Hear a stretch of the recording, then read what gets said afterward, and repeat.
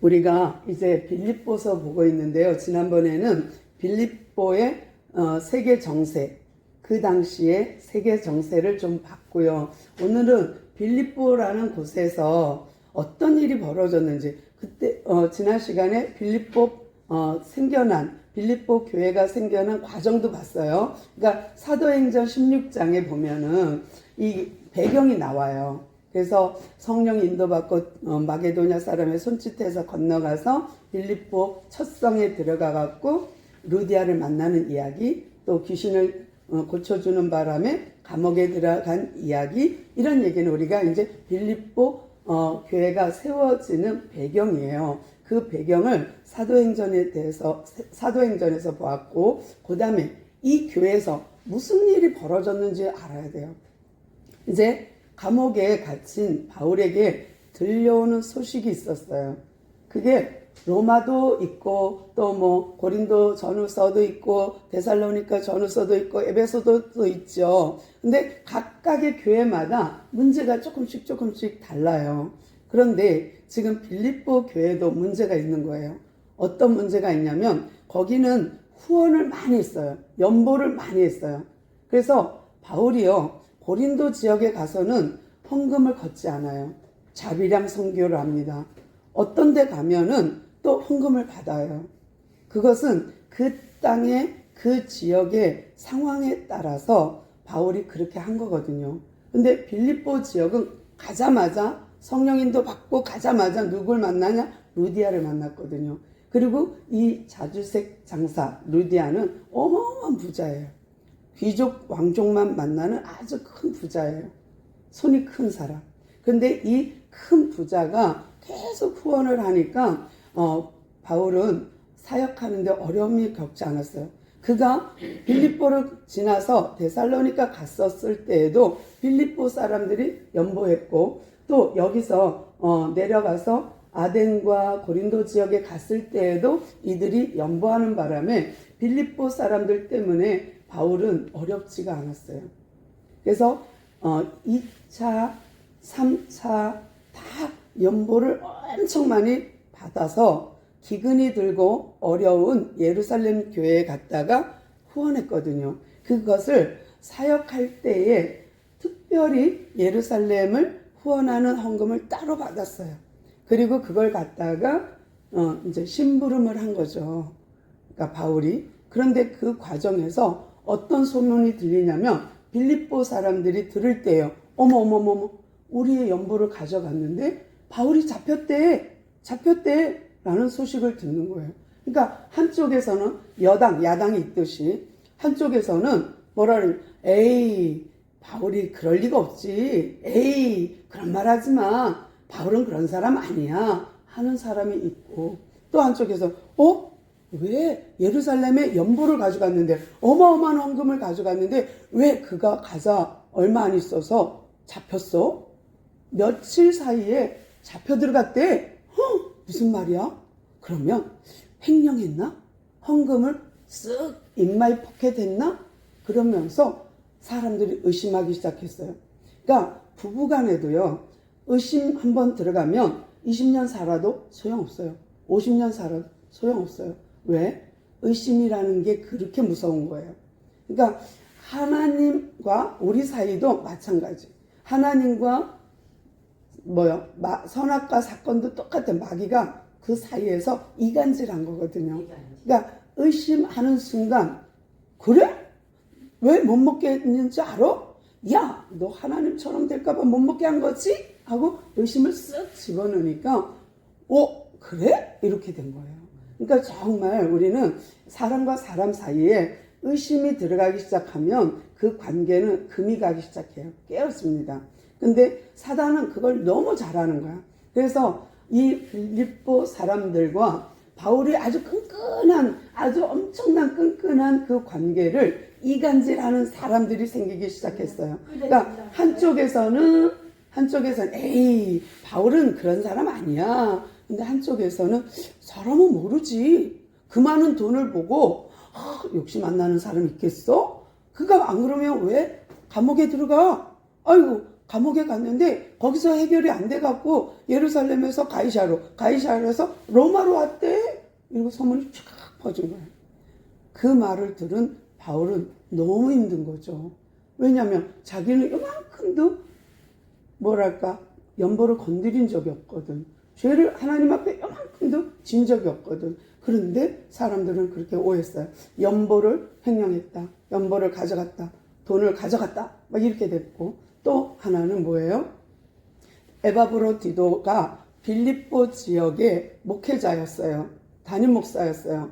그런데 바울이 로마에 갇혔대. 우리 연보합시다. 우리 헌금합시다. 왜냐하면 바울이 갇혀있는 이 감옥은 셋집이에요. 셋집. 사도행전 끝에 보면은 그 집은 셋집이야. 그럼 어떤 거냐? 가택연금이야. 그러면 내가 렌트를 해야 돼. 내가 집을 얻어야 돼. 그럼 돈이 있어야 돼. 그러니까 내가 돈을 빌려서 집을 얻어서 감금하고 밖에서는 들어와. 뭐 연보도 들어오고 먹을 것도 들어와야 돼. 근데 나는 못 나가. 이것이 가택연금이거든요. 그런데 이런 가택연금 상태에서 있으니까 얼마나 먹어야 되고 또 생활해야 되고 힘들겠어. 그러니까 돈도 못 벌러 나오니까 우리가 조금 모아서 드립시다. 그래갖고 에바브로디도가 헌금을 모아서 그 먼 길을 빌립보에서 내려와 데살로니가 거쳐서 여기 온 거야. 로마까지. 그러니까 얼마나 먼 길을 왔어. 와갖고 또 바울이 하는 거 보니까 너무 힘들어. 아침에 눈 뜨면서부터 저녁 때까지 계속 말씀 강론하지. 또 손님들은 계속 오지. 또 오고 가면 또 오지. 가고 나면 또 오지. 그러니까 막 계속 손님 치르다 보니까 에바브로디도가 병이 나버렸어. 먼 길 왔지. 손님 대접하다 보니까 병이 나갖고 죽을 병이 걸린 거야. 막 열이 나고 난리가 났어. 그런데 바울은 손만 대면 귀신도 떠나고, 바울은 손만 대고 기도만 하면 죽은 자도 살리잖아. 그런데 에바브로디도가 안 낫는 거예요. 그러니까 빌립보 사람들이 뭐라 그러냐면, 에이 바울 능력 없네. 이제 바울 능력 사라졌네. 이러는 사람이 있고, 아니야 분명 하나님 계획이 있을 거야. 하나님 뜻이 있을 거야. 이런 사람이 있고, 그러면서 에바브로디도가 가서 자기 담임 목사가 와갖고 아프다는 소식이 퍼졌어. 그러니까 또 바울의 능력에 대해서 또 말이 났어요. 이 소식을 또 바울이 듣게 됐어요. 헌금 횡령했다. 또 능력 없다. 뭐 이러면서 막 뭐를 공격하지. 그뿐만이 아니라 바울은 너무너무 빌립보를 사랑해요. 개인적인 사랑.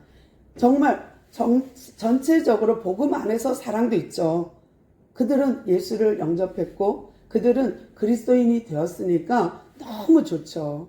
그런 것 말고도 개인적으로도 너무 고마운 거야. 정말요, 우리는요, 하나님의 사랑, 이웃 사랑이 잘 다 중요한 거예요. 그러니까 하나님께 용서받았다고 해서 이웃한테 용서 구하지 않으면 안 되는 거예요. 그러니까 밀양이라는 영화가 아주 우리한테 시사하는 바가 크잖아요. 하나님한테 용서받았다고 끝이냐? 아니에요. 이웃에게도 반드시 용서를 받아야 돼요. 그래서 내가 잘못한 건 잘못했어 하고 미안해 해야 돼요. 또 고마운 것도 마찬가지예요. 내가 하나님께 감사하지 뭐 너한테 감사해? 아니 이 사람이 나한테 헌금을 했어.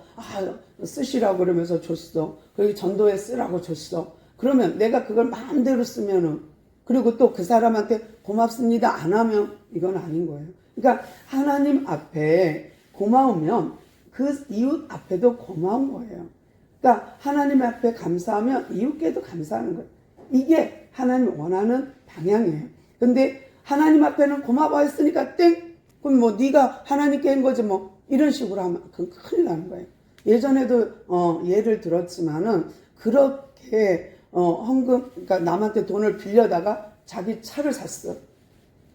차가 사갖고 가만히 보니까 아니야, 이거 목사님 드려야겠다. 그래서 목사님 드렸어. 그랬더니 그 사람이 돈을 달라고 독촉을 했어요. 그랬더니 야, 그 돈 내가 썼어? 목사님 차 사드렸는데? 그리고 안 갚는 거야. 이게 말이 되냐고. 그러니까 우리가 하나님 앞에, 이웃 앞에 바르게 살아야 돼. 바르게. 고마운 건 고마운 거야. 미안한 건 미안한 거야. 하나님 앞에 나 용서받았으니까 끝. 아니라니까요. 그런데 개인적으로 바울이 빌립보에 대해서 너무 고마운 거예요. 왜냐하면 늘 개인적인 후원이 늘 끊어지지 않았어. 여기 가면 여기 가면 여기 계속 후원이 끊어지지 않았던 곳이 빌립보 지역이에요. 그러니까 빌립보는 부자로 살지만 부자라고 다 헌금하나요? 아니잖아요. 우린 알잖아요. 은혜가 있어야지. 그러니까 그들의 은혜와 그들의 믿음과 그들의 가진 그 물질을 가지고 계속 바울에게 후원했기 때문에 바울은 개인적으로 굉장히 빌립보 사람들에게 고마웠어요. 너무 고마웠어요. 그런데 개인적으로 이렇게 고마운 그 관계가 지금 깨지게 생겼다니까. 이런저런 상황 때문에. 근데 바울은 절대 그렇지 않거든요. 그러니까 거기다가 이제 편지를 빌립보서를 쓴 거예요. 그러면서 이제 뭐라고 말을 해요? 내가 개인적으로 첫 번 복음을 전했던 너희들. 그러니까 그 2차 전도 여행 때 그가 1차 전도지를 쓱 이고니온하고 그쪽을 쓱 지나오다가 이제 2차 어떻게 가야지? 2차 전도여행 어디로 갈까? 북쪽 아시아로 갈까? 근데 하나님 막으셔갖고 환상을 보고 마게도니아로 건너간 거거든요. 그래서 빌립보에 도착한 거거든요. 그런데 빌립보에서 만남이 얼마나 귀한지 그 만남이 2차, 3차 계속 이어지는 거예요. 지금 로마 감옥에 있을 때까지도 이어지는 거예요. 그러니까 개인적으로 너희들이 처음 나를 만났고 복음을 접했고 예수를 영접했고 그 믿음 그 은혜 안에서 나와 지금까지 관계를 갖게 된 이것은 너무 고맙다. 그런데 내가 예수의 마음으로 예수의 심장으로 너희를 사랑하는 거 하나님이 증인이야. 내가 너희들을 너무 사랑하는 거 하나님 아시지. 그런 거예요. 그러니까 계속 바울이 지금 내가 처음 복음 전했던 너희들이 지금까지 나를 후원하잖아. 이것이 주님 오실 때까지 이어질 거라는 거 나는 믿어. 정말 여러분의 믿음은, 여러분의 헌신은, 여러분의 그 충성은 주님 오실 때까지 이어질 거라 나는 확신해. 그런데 그 중에 아닌 사람들, 그 사람들도 있잖아요. 그러니까 그것도 생각하면서 정말 후원하는 그들에게 뭐라고 말하냐면 내가 여러분한테 기도합니다. 여러분이 정말 이렇게 되기를 소망하고 기도합니다 하는 내용이 9절부터 나와요. 근데 9절, 10절, 11절을 보면 그 기도 내용이 뭐냐면 하나님의 그 큰 사랑이 풍성해지기를, 정말 후원한 그 사랑이 풍성해지기를 기도합니다. 또 선과 악, 선을 구별할 줄 아는 게, 선을 분별할 줄 아는 게 분별력이거든요. 영분별이 그런 거예요. 그러니까 너희들이 선을 분별할 줄 알기를 기도합니다. 이 여당과 야당, 좋아하는 사람과 싫어하는 사람 그 사이에 놓여있는 바울이 마음이 아픈 거예요. 여러분은 선을 분별할 줄 알았으면 좋겠어요. 정말 선을 분별하십시오 하는 기도 제목이에요. 또 세 번째는 어떤 기도 제목이에요? 여러분의 그 의의 열매가 계속 후원하고 계속 기도 동역하고 계속 말씀 동역하고 하는 이 동역자의 열매가, 이 의의 열매가 하나님의 영광이 되고 하나님의 은혜가 되기를 소망한다. 그러니까 나와 같이 하는 그 동역에, 하나님이 나와 함께하는 그 동역에 너희들도 같이 동역했어. 그 영광에, 그 은혜에 너희들도 함께하기를 원해. 그 영광이 하나님의 영광에 이르길 원해 라고 기도한대요. 그러니까 정말 마음을 다해서 바울은 빌립보를 사랑하고 있거든요. 그러면서 내가 예수의 심장 가지고 여러분을 사랑합니다. 내가 예수의 마음 가지고 여러분을 사랑합니다. 내 사역에 동참한 여러분이 나와 동등되게 하나님의 은혜와 영광에 참여하기를 소망합니다. 하나님의 찬송이 되길 원합니다. 하나님의 영광이 되길 원합니다. 이런 기도를 한 거예요. 그리고 나서 오늘 이제 함께 읽었던 12절로 넘어갑니다. 그런데 바울의 마음이 너무 아파. 어떤 마음이 아파요? 12절 볼게요. 형제들아, 내가 당한 일이 매인 거예요. 감옥에 갇힌 거, 이것이 여러분한테는 오히려 덕으로 작용해.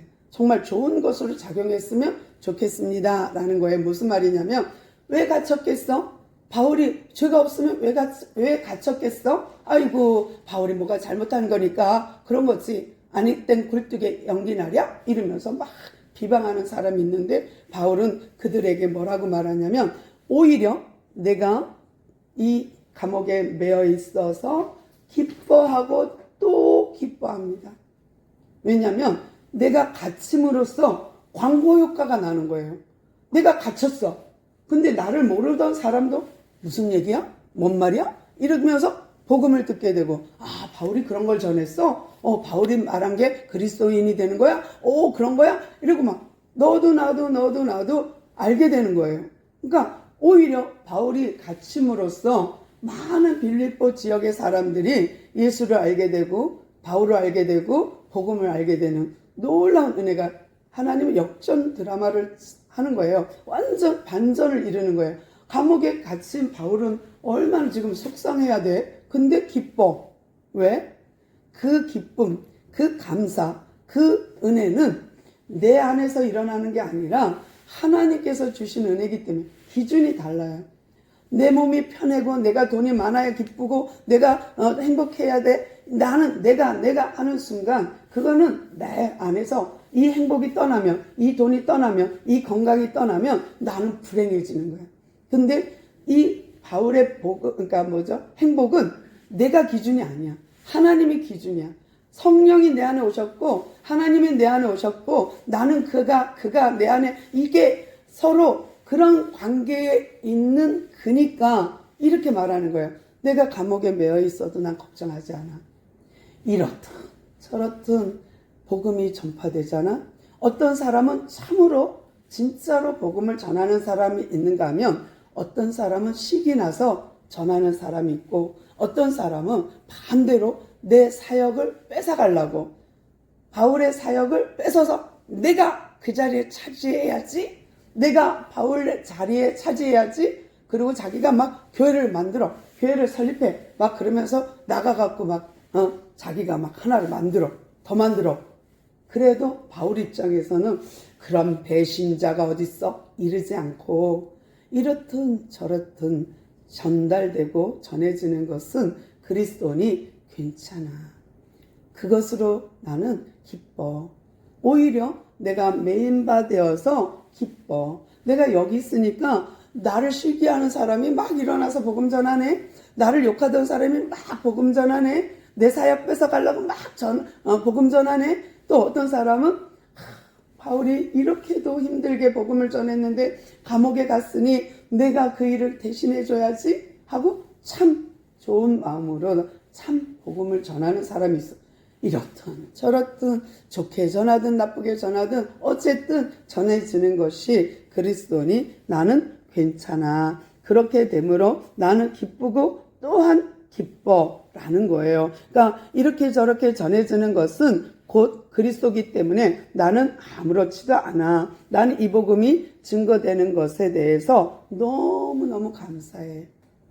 그러니까 계속 복음을 그들이 따지고 들고 변증하고 막 하면서 막 자기네끼리 시기하여서 복음이 전가돼도 나는 좋아. 그러면 무엇이냐? 18절 읽어볼게요. 그러면 무엇이냐? 거칠애로 하나 참으로 하나 무슨 방도로 하든지 전파되는 것은 그리스도니 이로써 나는 기뻐하고 또한 기뻐하리라. 와, 정말 이 마음이 어떻게 가능할까요? 그리스도가 내 안에, 내가 그리스도 안에 있기 때문에 이게 가능한 거예요.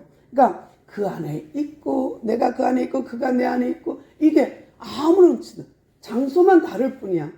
내가 이 땅에 살면 내가 산 것이 아니요 내 안에 그리스도가 산 것이 되고, 내가 저 땅에 가면 저 땅에서는 내가 그 안에 사는 거니 장소만 이동된 거야. 이 땅에 살든 저 땅에 살든 여기 있든 저기 있든 나는 다 좋아.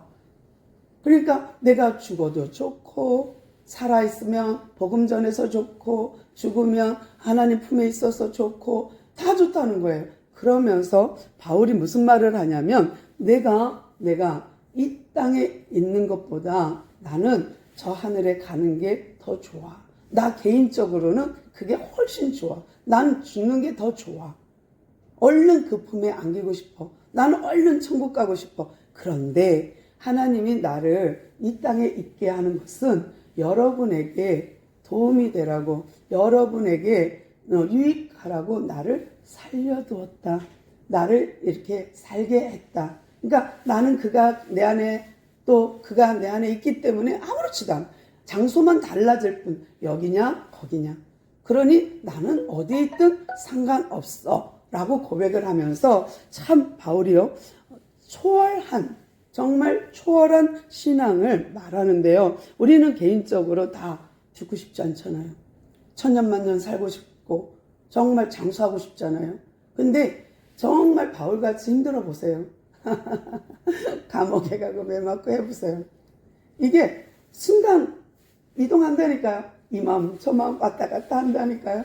그런데 바울이 그러면서도 이 빌립보 지역의 사람들에게 이렇게 말합니다. 이것이 너희의 간구와 예수 그리스도의 성령의 도우심으로 나를 구원에 이르게 한 줄 아는 고로. 이 구원, 내가 그 안에, 그가 내 안에 있는 이 구원의 스페이스, 그 장소는, 그거는 이거든 저거든 상관없어. 그 다음에 20절, 나의 이 간절한 기대와 소망을 바라 아무 일에든지 부끄러워하지 아니하고, 지금도 나는 전과 같다. 예전 감옥에 있든지 장소만 이동됐을 뿐, 내가 정말 자유인이든지 감옥에 있든지 전혀 상관없어. 온전히 담대하게 살든지 죽든지 내 몸에서 그리스도가 존귀하게 되게 하려 하나니, 이는 내게 사는 것이 그리스도니 이 죽는 것도 유익이니라. 이래도 저래도 내 안에 사는 것은 예수, 내 안에 있는 것은 그리스도니 나는 상관없어. 그러면서 그 바울이요, 이래도 저래도 전해주는 건 그리스도요, 내가 살든 죽든 그것도 그리스도 안에 있으니 여기도 그 안에 저기도 그 안에 사는 것이니 상관없어 하고 말하면서요, 뭐라 그래요? 그러나 내가 육신에 사는 이것은 오히려 여러분에게 내 일, 전도하는 일, 복음 전파하는 일의 열매가 되니 그 또한 좋소라는 거예요. 그러니까 참 바울이 초월된 신앙 안에서 정말 이 육신을 입고 있는 동안에 얼마든지 주의 일을 감당하니 상관없다라는 말로 자기가 살아있음을 유익한 걸로 말합니다. 그러면서 이제 내가 무엇을 하든지 그것을 선택하는 것은 삶과 죽음의 사이의 간격에 끼어 있는 지금 내가 내일 죽을지 어떻게 알아? 아니, 로마 황제가 바울 죽여 이러면 죽잖아. 내일 죽을런지 모레 죽을런지 모르는 죄인으로서 지금 감옥에 있거든. 그러니까 우리가 지금 사느냐 죽느냐 감정과 바울이 느끼는 사는가 죽는가의 감정은 약간 차이가 있어요. 그러니까 지금 바울은 백지장 한 장 차이로 삶과 죽음을 왔다 갔다 하고 있기 때문에 이 말이 그런 거예요. 그러니까 이 말을 그렇게 할 수 있는 거예요. 왕이 바울 이러면 죽는 거야. 그러니까 왕이 바울 이러면 사는 거야. 그러니 삶과 죽음을 왔다 갔다 하면서 괜찮아. 누가 말하면 어때? 누가 전하면 어때? 그리스도가 전파되면 글로 족한 거지. 내가 또 살아도 좋아, 죽어도 좋아. 왜? 그리스도가 여기서도 그리스도가 사는 거고 거기서도 그리스도가 사는 거니까 난 괜찮아 라고 얘기하면서 정말 그 하나님 유익하다, 하나님 안에 있으니 나는 사나 죽으나 괜찮다 라는 말을 합니다. 그러면서 내가 23절, 내가 그 둘 사이에 끼어 있대요. 삶과 죽음에 끼어 있대요. 그러면서 그리스도와 함께 있는 것이 여러분과 이렇게 내가 육신을 가지고 있는 것이 여러분에게는 훨씬 도움이 되니 다행입니다. 육신으로 있는 것이 너희를 위하여 더 유익하니라. 그렇죠. 바울이 살아서 빌립보 사람들에게 계속 후원을 받지만 같은 동역을 이루잖아요. 윙윙이에요. 그러니까 이게 보내는 선교사, 가는 선교사가 있잖아요. 그런데 지금 바울은 가서 현장에서 고생해. 근데 그들은 후원만 하잖아. 그리고 그 영광을 같이 받잖아요. 그 영광의, 그 은혜의, 그 찬송의 참여자가 되잖아요. 그러니까 바울은 그 얘기를 하는 거예요. 영적인 세계를 지금 말하고 있는 거거든요. 육적으로 내가 살아있어서 더 많은 주의 일을 한다면 그것 너희들한테도 유익하잖아. 그런 얘기야. 그러니까 육적으로 보면 안 돼요. 육적으로 보면 지가 뭐 잘났어? 아이고 바울이 아주 꼴값을 떨어 교만을 아주 떨고 자빠졌네. 이렇게 하면 큰일 나요. 그게 아니에요. 지금 바울이 내가 살아있는 것이 너희들한테 유익입니다 하는 차원에서 본다면 바울의 입장에서 뭐예요? 내가 하나님 관심이 있는 곳에 관심 있잖아. 그러니까 내가 주의 일을 하잖아. 근데 이 주의 일에 너희들이 동참하니 너나 동급으로 상 받잖아. 그러니까 너희들 내가 살아있는 게 더 유익할걸? 왜? 상급이 자꾸 쌓이잖아. 내가 사는 날 동안 뭐 하겠어? 감옥에 있을 때도 병들었을 때도 나는 복음을 전하니 그거는 하나님께 영광 아니냐. 그러니까 너희들이 계속 동참하는 거고 나와 함께 동역을 이루는 거니 너희들도 좋지 않겠어? 라는 거예요. 그러니까 육적으로 보면 아이고 잘난 척은 아이고 교만하기는 이럴 수 있지만 영적으로 보면 그런 말이 정말 귀하고 귀한 말이죠.